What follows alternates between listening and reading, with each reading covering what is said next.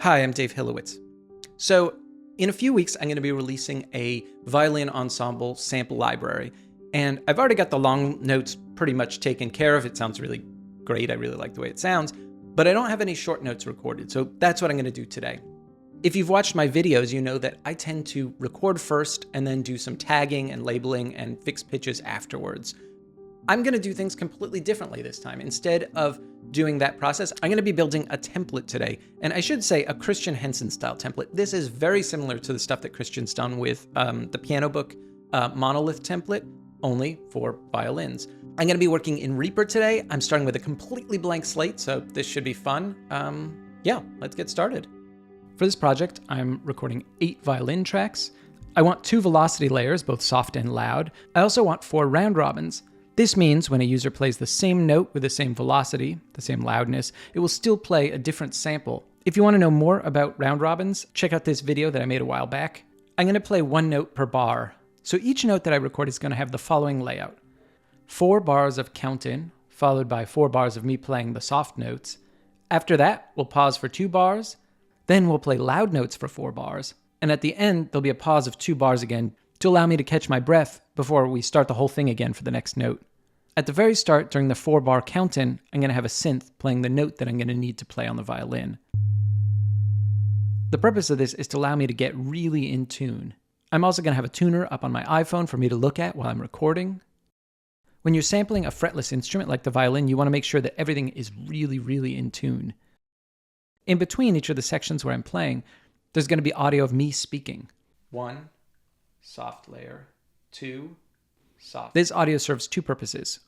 First, it counts me in so that I know when to play. 1, 2, 3, 4. And secondly, it's going to remind me of whether or not I'm supposed to be playing soft or loud notes.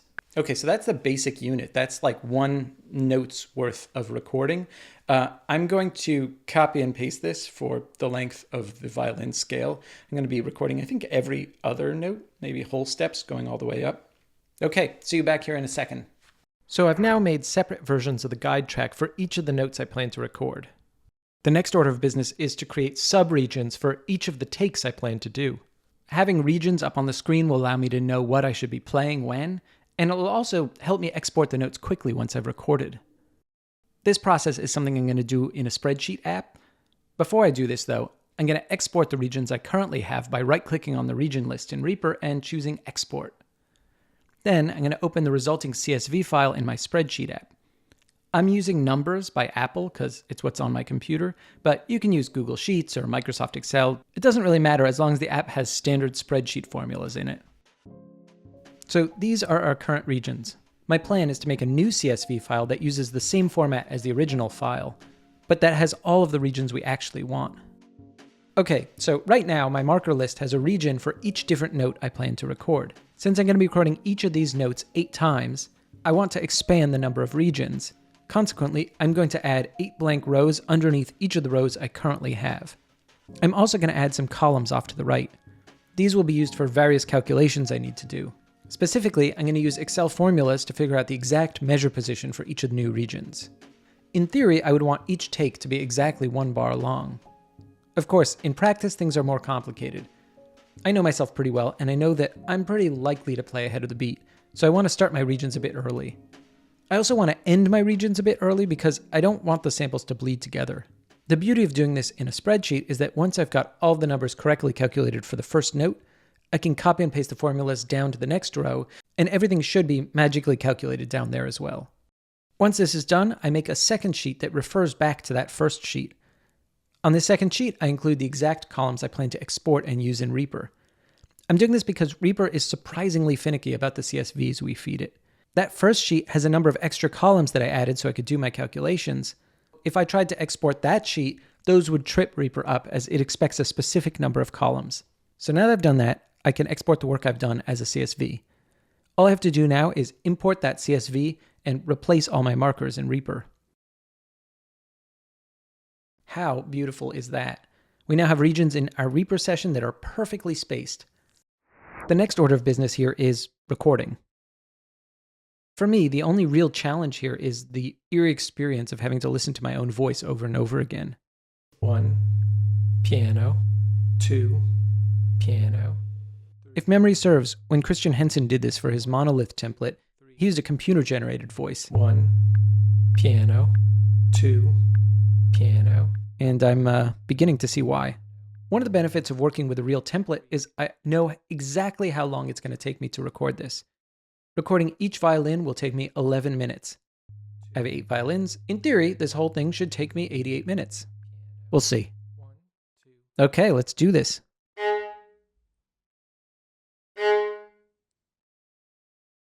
I'll spare you the misery of watching me do this in real time.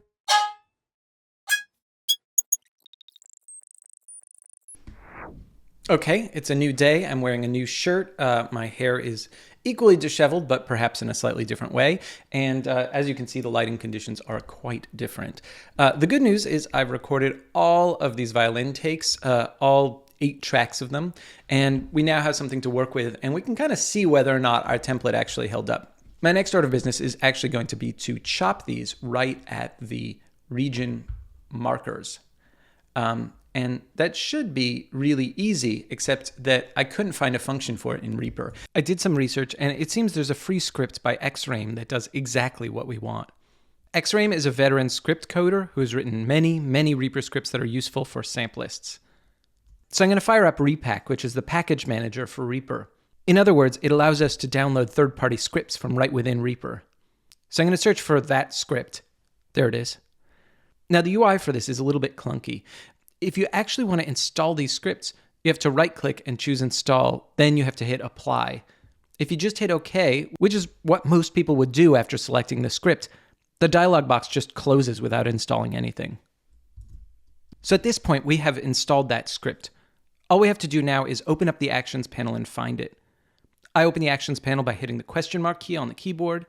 As you can see, I've got my Action panel docked at the bottom of the screen. Next, I'm going to select all of the violin clips up on the timeline, click on the name of the script, and then hit Run. Now, if I zoom in, you can see that each of these takes has been split into its own region.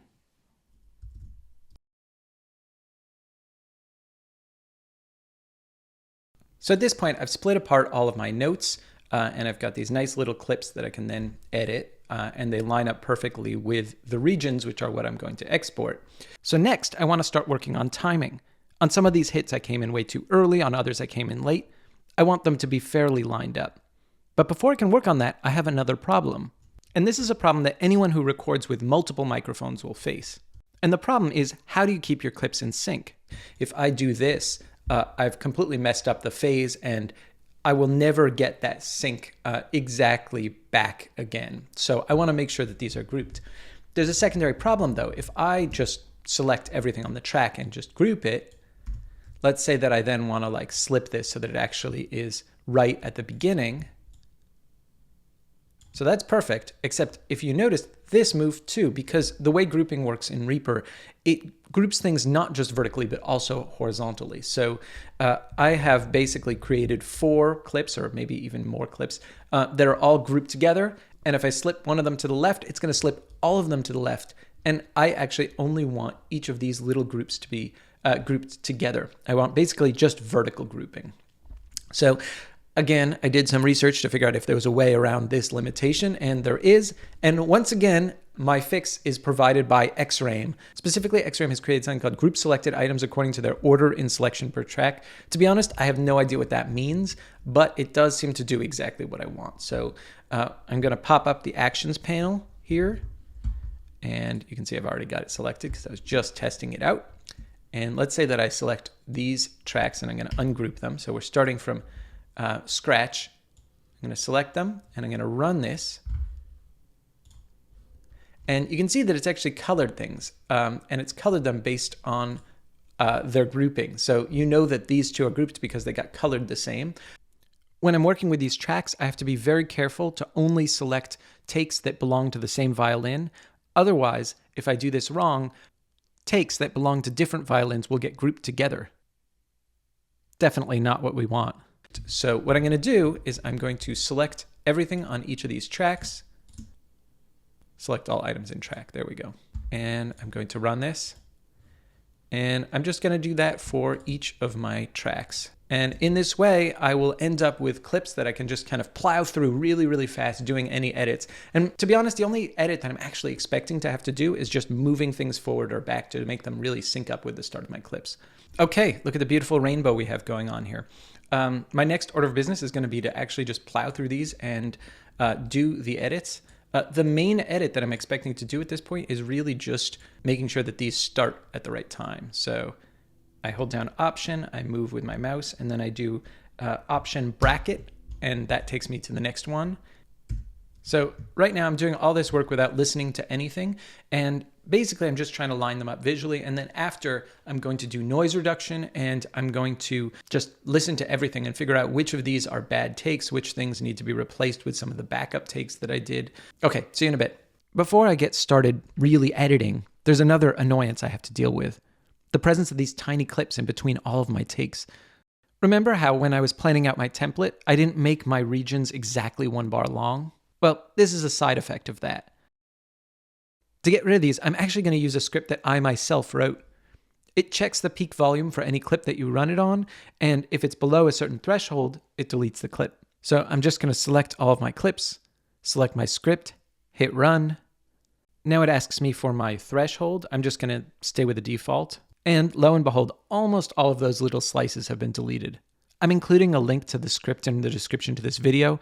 It's definitely a use at your own risk script. Okay, so I think we're finally actually ready to edit. With those little clips out of the way, we're free to do things like shorten all of the clips at the same time or add fade outs. Now I'm basically just going to zoom in and go through the entire file, fixing the timing. I've got a key shortcut set up. All I have to do is hit Option Shift bracket to be taken to the next region. I don't know if that's a default shortcut or if it's one that I myself mapped, but anyway, I hit that.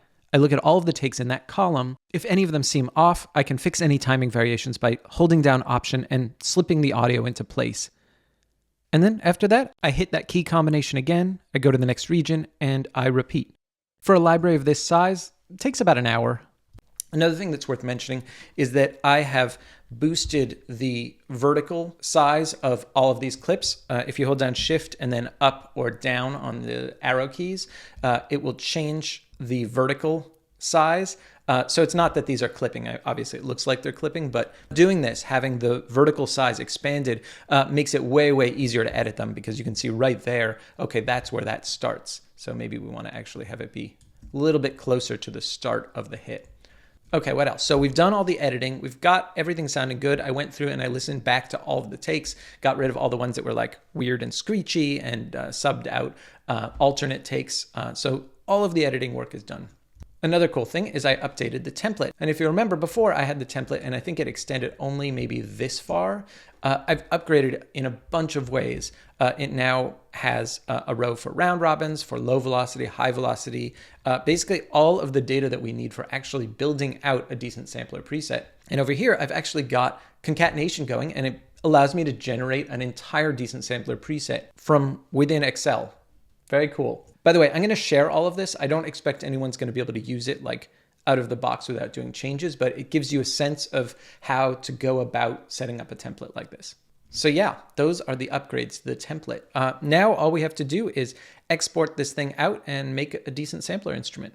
So I'm going to go back into Reaper and we're going to open up the region render matrix. And really all I'm going to do is I'm going to make sure that I am exporting out the track that I care about for the regions that I care about.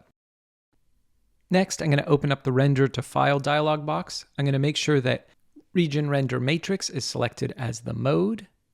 And I'm going to make sure that my file naming includes the region name as part of the file name. And then we just hit render. You can see here it's giving me all kinds of stats about the volume. Okay, time to put a decent sampler preset together. All I have to do is switch over to this decent sampler preset tab that I've made here within my spreadsheet. I'm going to grab all of the rows,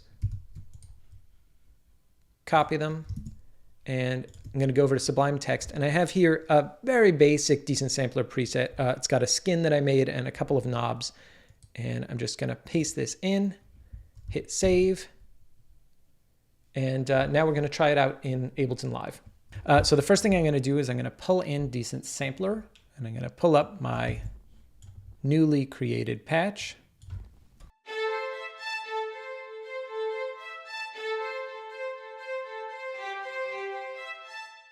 Not bad. Let's make a pattern.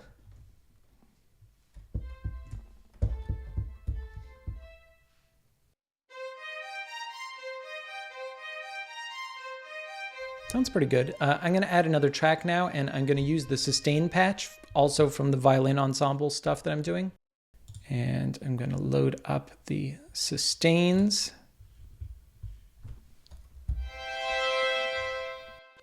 So I think I'm actually going to pitch this down, either 12 steps or maybe even 24.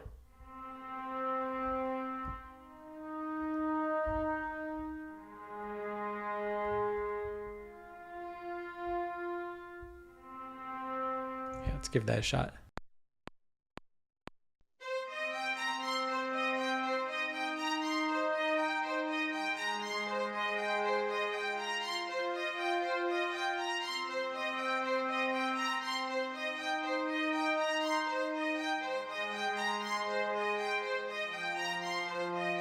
So just like that, we have a preset. I mean, I shouldn't say just like that. It did take a while, but definitely having a template made this particular sampling much, much faster. It was much more orderly. I was able to kind of get my recording done very quickly. And even though I did have to do some editing, I think it was ultimately a lot less editing than I otherwise would have had to do. I'm going to put links to all the stuff that I used.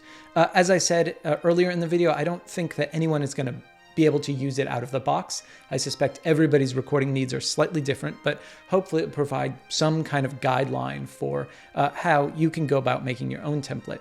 Okay, I think that's it. If you enjoyed this video, it'd be great if you could give me a thumbs up. Yeah, see you next time.